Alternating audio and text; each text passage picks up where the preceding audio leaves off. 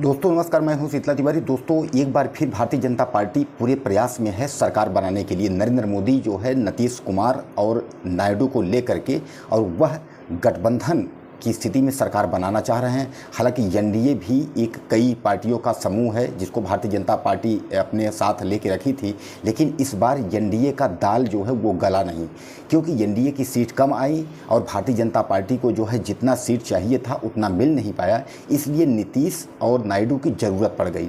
हालांकि नीतीश को आप जानते हैं कि वह 9 बार पलटी मार चुके हैं। 9 बार के बाद हो सकता है वो 10वीं बार पलटी मार दें, और 10वीं बार अगर वो पलटी नीतीश कुमार मार देते हैं तो भारतीय जनता पार्टी की फिर सरकार गिर जाएगी।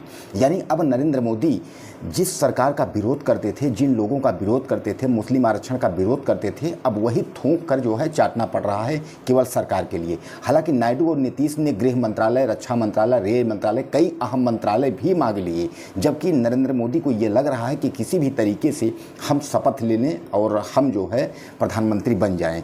उनको नरेंद्र मोदी को जल्दीबाजी लगी है कि कितनी जल्दी हम प्रधानमंत्री बन जाएं, कहीं ऐसा ना हो कि यह छटक कर नीतीश और नायडू गठबंधन यानी राहुल गांधी के साथ चले जाएं, और उनके साथ चले जाएंगे तो उनकी सरकार बन जाएगी।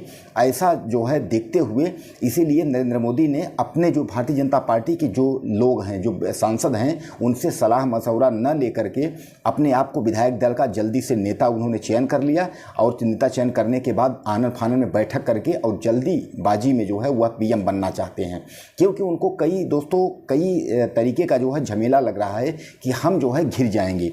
उधर राहुल गांधी भी चिल्ला रहे हैं कि जो अभी एक तरीके से लोगों के साथ जो घोटाला हुआ है, यानी जो टीवी चैनल और तमाम लोग जो है जो एनडीए को जीतता हुआ दिखा रहा था, और उसमें तमाम शेयर मार्केट में जो पैसा लोगों का जो धड़ाम हुआ है, यानी शेयर मार्केट जो लोगों का नुकसान हुआ है, इतना बड़ा जो घोटाला हुआ है, उसके भी आरोपी नरेंद्र मोदी हैं। यानी अब नरेंद्र मोदी चारों तरफ से घिरे जा रहे हैं। अगर नरेंद्र मोदी सरकार नहीं बना पाते हैं तो नरेंद्र मोदी को बड़ी मुसीबत का सामना करना पड़ सकता है।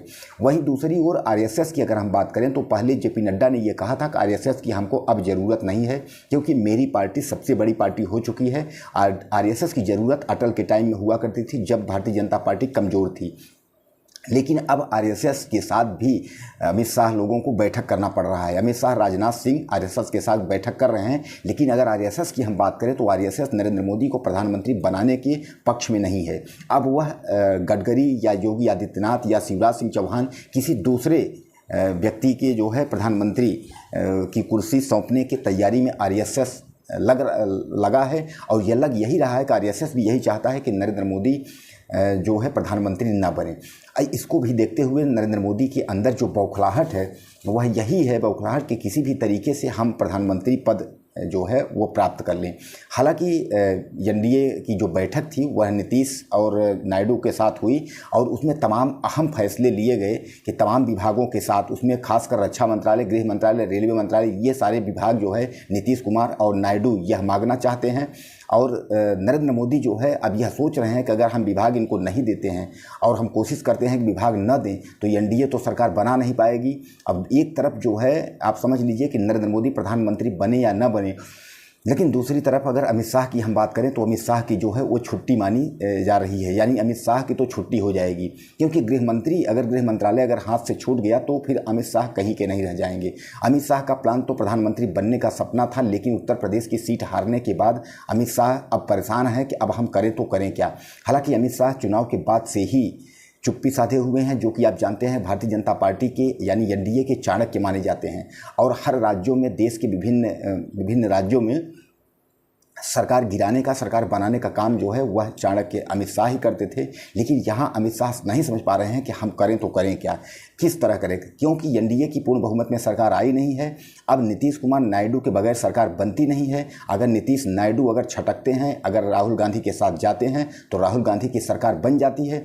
इस असमंजस में 8 तारीख का जो है इन्होंने जो डेट दिया था सरकार बनाने का, अब वह डेट जो है वह बढ़ा चला जा रहा है। अब 8 से फिर 9 तारीख को डेट हो गया, क्योंकि इसमें जो है अभी बैठक फिर 7 तारीख को एनडीए की होगी। एनडीए बराबर बैठक पे बैठक कर रहा है, लेकिन कुछ जो है सही स्थिति आकलन में आ नहीं रही है, सही समझ में नहीं आ रहा है कि आखिर नरेंद्र मोदी प्रधानमंत्री यानी पीएम बन पाएंगे या नहीं बन पाएंगे।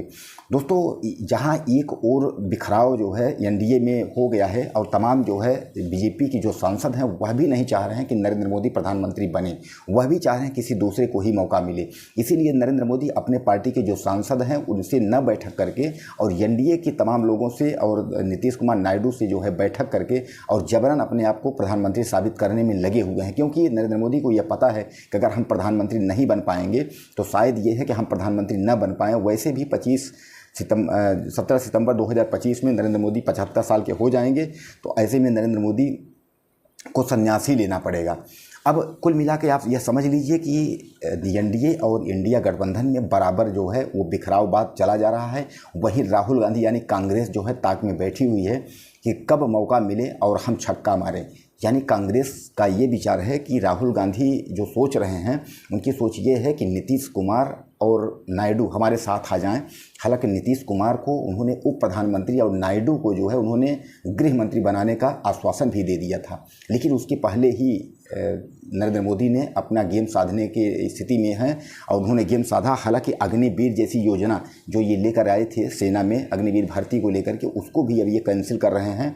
कैंसिल का मतलब यह है उसको समाप्त कर रहे हैं। अब अग्निवीर नहीं रहेगी, केवल एक शहीद एक सेना, यानी जो सैनिक की भर्ती होती थी, जिस तरीके से मिलिट्री में भर्ती होती थी, वही सैनिक का प्रक्रिया रहेगा। अब अग्निवीर को ख़त्म करने की स्थिति हो रही है, लेकिन इसमें भी चारों तरफ से नरेंद्र मोदी घिरते चले जा रहे हैं। अब देखना ये है कि क्या नरेंद्र मोदी प्रधानमंत्री बन सकते हैं या नहीं बन सकते। दोस्तों, नरेंद्र मोदी बराबर जो है परेशान है। जब से गिनती हुई है तब से जो है एक कयास लगाए जा रहे हैं कि नरेंद्र मोदी प्रधानमंत्री बन पाएंगे या राहुल गांधी प्रधानमंत्री बन पाएंगे। इन दोनों में तमाम जो है आरोप प्रत्यारोप का दौर जो है वो जारी है। अब कांग्रेस इंतजार कर रही है कि कब नरेंद्र मोदी का कोई सूत्र कमज़ोर हो और उसके बाद हम इनको पटकनी दें।